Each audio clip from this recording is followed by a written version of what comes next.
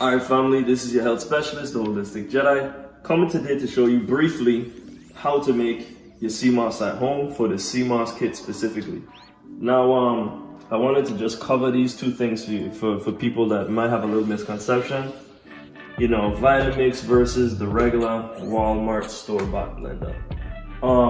Me personally, I'm always gonna use this. Even though if you make it commercially, this does have some advantages. You're able to hold 64 ounces here and make sure it blends it really good if you don't do a good job with your rinsing.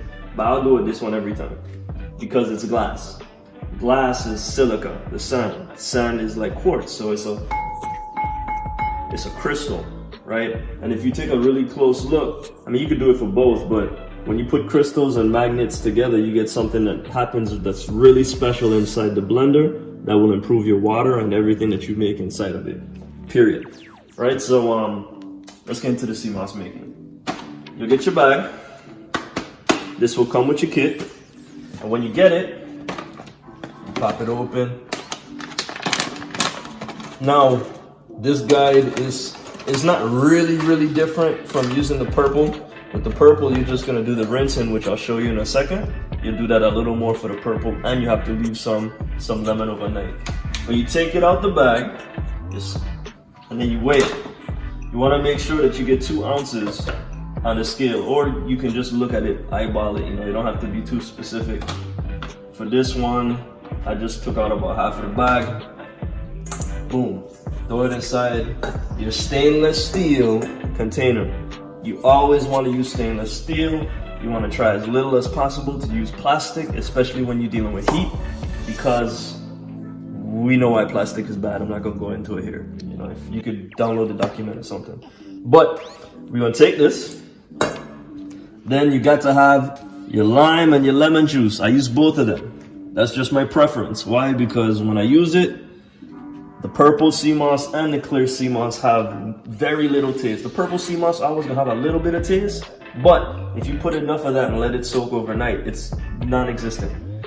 With this one, you get no taste, which is why I'm actually gonna start using this one a little more for people that are newer, because I know no one really likes the taste of the ocean. But moving forward, you always use distilled water.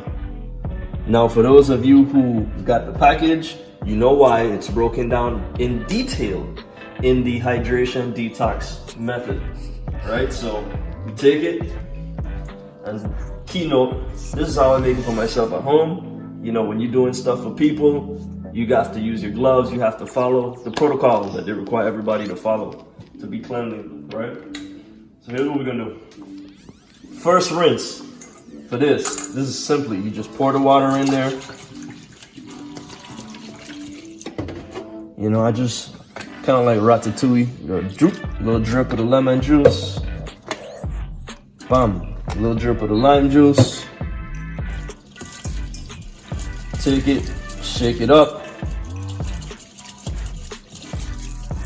You know, the goal is to just give it a little rinse.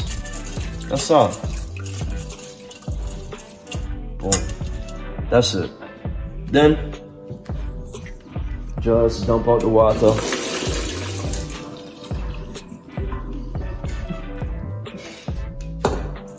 That's it, one rinse. Second time,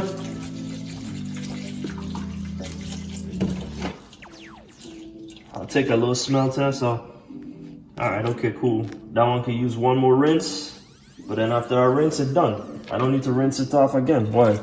The brown doesn't carry as much ocean scent as the purple. With the purple, you would do this 3 times thoroughly, not just a little chung, you know? You would have to get in there, really love on the Seamoss, check it out, make sure you can get the lemon rinsed out through it. But for this one, you don't really have to do that, which is why this one is a little better for making the gel, right? Especially because you don't have to depend on the ocean minerals from the Seamoss, because you can get that in your Ormus, right?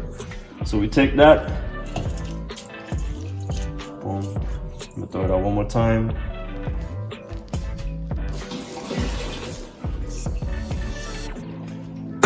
And now that's it. You take this amount of Seamoss, this should be, you know, half the bag. You pour it inside your pot. And yes, I use that as a pot. Then I will take this whole gallon. This whole, it's not the gallon, but it'll be probably 75% of the gallon. You just pour that thing in there.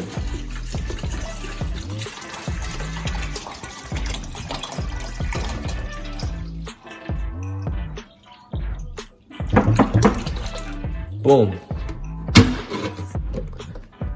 Put a little more lemon juice.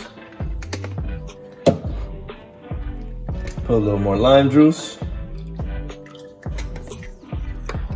And for the faster way, you turn on your stove.